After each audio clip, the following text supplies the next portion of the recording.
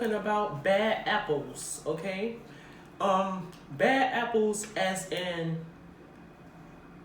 family where you may have several siblings and one of them just is like totally opposite of everyone else and they're just such a problem.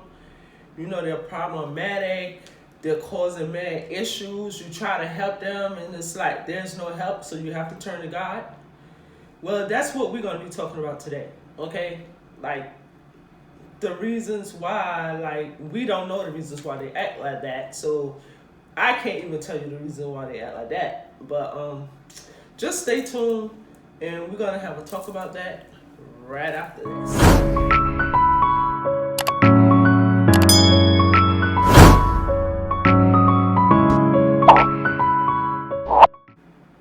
In my theory, I believe that some bad apples is bad apples because of the simple fact that if you spoil your child or if you have spoiled your child when they was younger or they may be young now, then that's a problem because it's teaching them to want whatever they want when they want it, and that is a very bad problem. Okay, it's a big problem. Whether you know it or not, everyone loves their kids, but you're not supposed to give them whatever they want whenever they want it. Okay? It's not gonna kill them if they want to throw a pissy fit. Okay? They can throw a pissy fit when they little. I've seen women who actually, the kid act up, kicking them out in the street. The kid is kicking the parent out in the street, and they're hitting them back, they're cursing at their parents, and they're being very rude and disrespectful. And the only thing that I've seen as the parent is giving them their way. Oh, okay, you want this, you want that, you want this lollipop, you want this stuffed animal, you want the shirt, you want the sneakers, just to quiet down the child. That's ridiculous. That is definitely the wrong thing for any parent to do, okay? That is what starts the bad apple. I can tell you that much. You cannot guide a kid through life in that negative way. And I must say it's a negative way because it's teaching them that even when they don't earn anything for... actually it teaches them like if they do something bad, they still earn something good. You can't do that. That doesn't mix. You have to show them that when you don't do what you're supposed to do in school, when you don't do what you're supposed to do around the house as far as your chores, if you do not try to get an education or if you do not know how to behave, then you don't get anything. And I don't care how much they sit there, they throw a pissy fit, throw fits, jumping all over the place. You know what? You ignore them. That's the best thing for you to do. I know it's hard, but ignore them and act like they're not there. Because after a while, believe me, they're going to get sick and tired of sitting there throwing that fit. And they're going to get tired, fall asleep, something. Okay? But now when we touch bases, so ladies, don't ever do that. Fathers, don't do that. Do not spoil your child to the point whereas you giving them something that they don't even deserve. So pretty much you're promoting bad habits. Like that's a very bad habit. Like you saying it's okay to do whatever you want to do. You can go out there, you can fight this child for no reason. You could just you could get into trouble, you know what I'm saying? Like trouble that can cause the cops or whatever to get involved. It's okay to do that because you know why? Because I'm gonna get rewarded anyway. It's okay if I act up in school. You know why? Because my mommy ain't gonna do nothing anyway. That's the wrong example. And no one has to harm their child in any kind of way as far as with them acting like that. But you do have to have boundaries. You have to have that cutoff point whereas you have to discipline them by not getting them what they want when they want it. When they do what they're supposed to do, then that's when you reward them. You don't do things for a kid that just behaving irrationally and disrespecting you That is a no-no because they're going to grow up. And when I tell you they're going to grow up, they are going to grow up and they are going to disrespect you even more. And it's not going to feel good. So for all of you that's doing that and you think it's cute, everybody want their kids to look nice, and there's nothing wrong with that, but the kid could look nice and they could be wearing cheap stuff. It doesn't matter. Clothes don't make a person. It's as long as they're clean and, you know, taken care of, fed, housed. That is what means the most.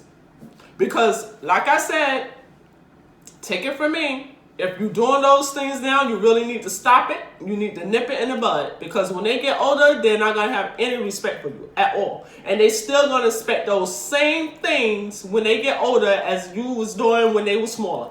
Because it's in them. And that's what you used to do. And the minute that you don't do it, they're going to feel like, oh, why she's not doing this now? She don't love me or this and that. And then they really going to go out their way to do things for attention. And you do not want that. Okay, so yeah,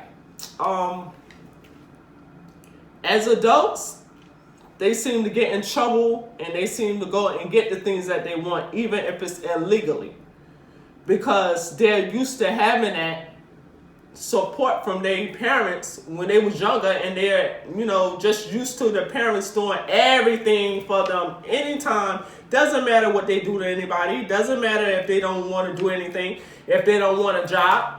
Most people don't have jobs because the parents gonna do for them anyway. So to the child or the adult, it's like, why should I do anything? My mom been doing this for me all my life. They've been giving me this all my life. So when they get to the point where the parents get tired of it, it's hard to break that cycle.